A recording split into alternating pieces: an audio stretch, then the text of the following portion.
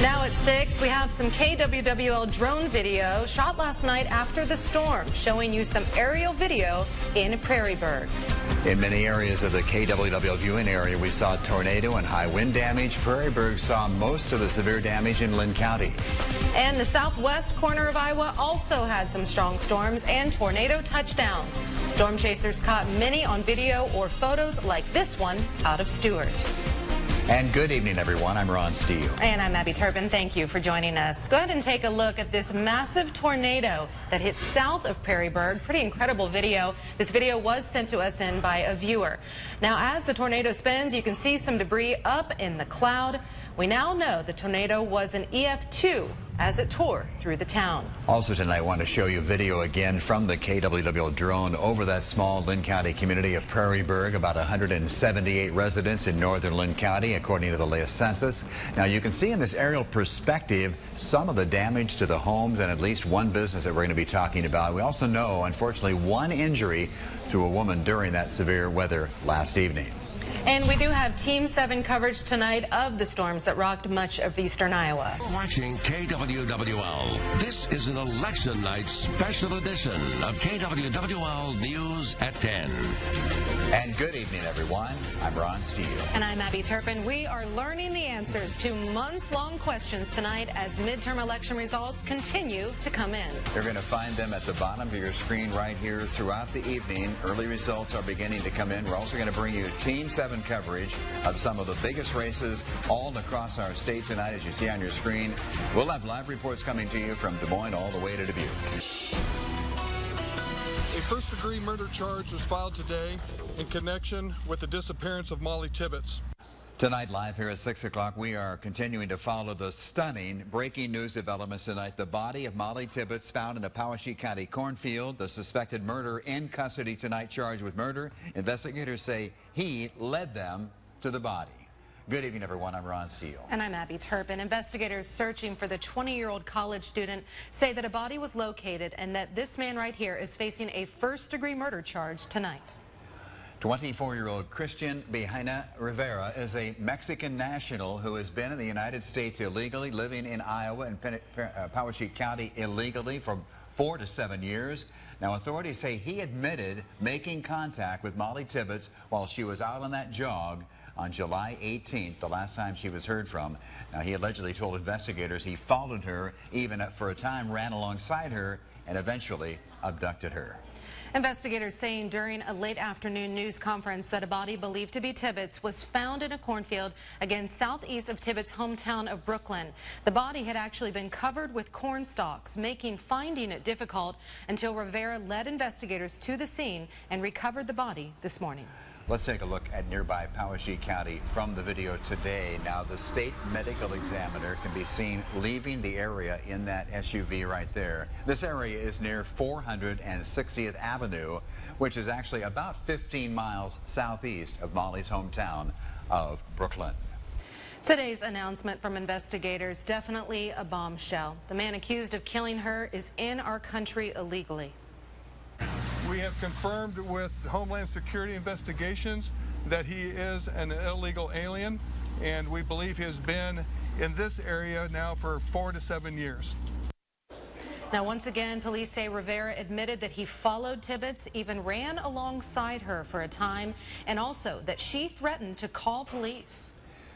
Tonight here live at 6 o'clock, continuing Team 7 coverage as KWWL reporters Lauren Moss and Amanda Gilbert are both live for us tonight. They are in Poweshiek County. Lauren is in the rural area where investigators have been gathering, and Amanda is live in Montezuma, where a news conference wrapped up around 4:30. Let's begin tonight with Amanda Gilbert. And Amanda, this was simply a stunning news conference today which revealed so much information. Rain, sleet, and wind combined for a messy day across eastern Iowa. Tonight, the weather is complicating travel in places like Dubuque.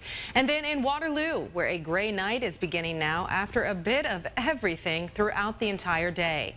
And roads taking on the mix of spring and winter weather in places like Cedar Rapids. Interstate 380 cleared now, but also very wet. Good evening, everyone. Thank you very much for joining us. I'm Abby Turpin. Ron is off tonight. Well, tonight we are bringing you Team 7 coverage of the slushy weather across the region with meteorologist Mark Schnackenberg here in the studio and Rochelle Peart in Cedar Falls. They're both standing by with very important information and also the forecast for the rest of the night.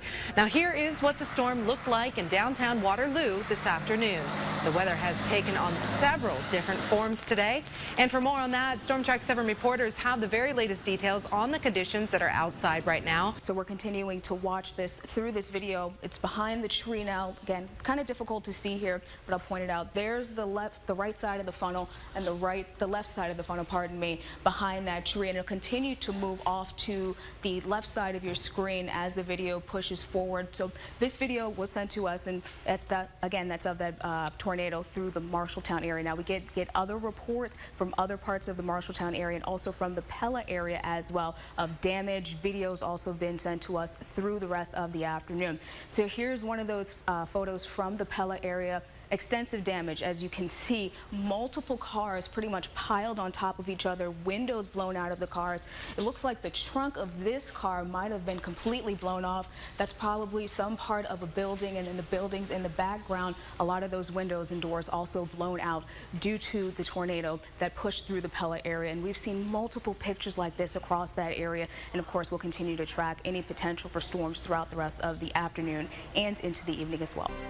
Now at 10, never mind the heat waves and rain spells we've had this season. We are now in full-on winter mode in eastern Iowa, and more chills are headed our way. Also tonight, the legacy of Molly Tibbetts continues to live on through a passionate organization working to keep her movement alive.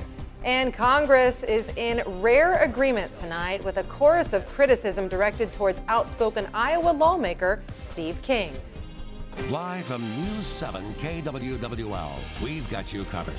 This is KWWL News at 10.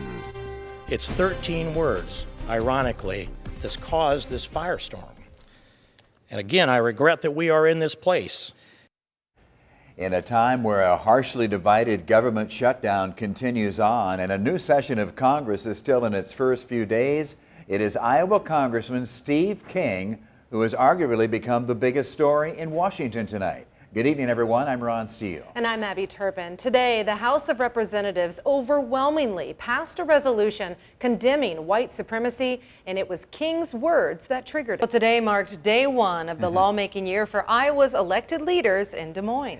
Over the course of the next 4 or 5 months, we're bound to see Iowa's laws be changed and the legislative session. Here's some of the vision that some of the state's leaders told us about today at the House. Tonight live here at 6 o'clock, boy, talk about going out with a serious bang on a Friday. A long-standing bridge in eastern Iowa comes crashing down during its implosion. Meanwhile, more Iowa business owners are sounding off on President Trump's changes to foreign metals. And a big one tonight, 2 eastern Iowa teams will square off. The state championship glory is on the line from Wells Fargo. And a piece of eastern Iowa history bridging generations from one city to the next, in fact, one state to the next. It comes after traveling down today in an implosion. Good evening, everyone. I'm Ron Steele. And I'm Abby Turpin. That's right. A bridge connecting Iowa to Illinois in Jackson County was demolished today. And here's what it looked and sounded like.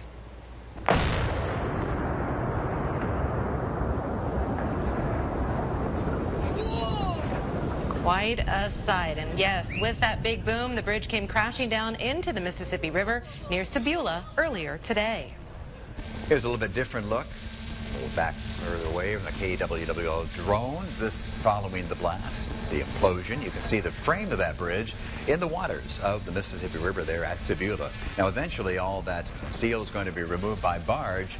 The new bridge, as you see, is left standing there in the background. KWWL reporter Shirley Desco-Beth had a front row seat to the big demolition. Well, new at 10, you might want to watch your step the next time you stroll into this area town. That's right, Abby, because the community of Dysart is using very unique art to bring people to downtown Dysart. KWWL reporter Jessica Hartman was in Dysart for us this afternoon talking with the artist. Jessica. Yes, it's a trick of the eye and one the entire town is helping create. Volunteers working alongside the local artists to paint what is called an anamorphic illusion on Dysart's Main Street.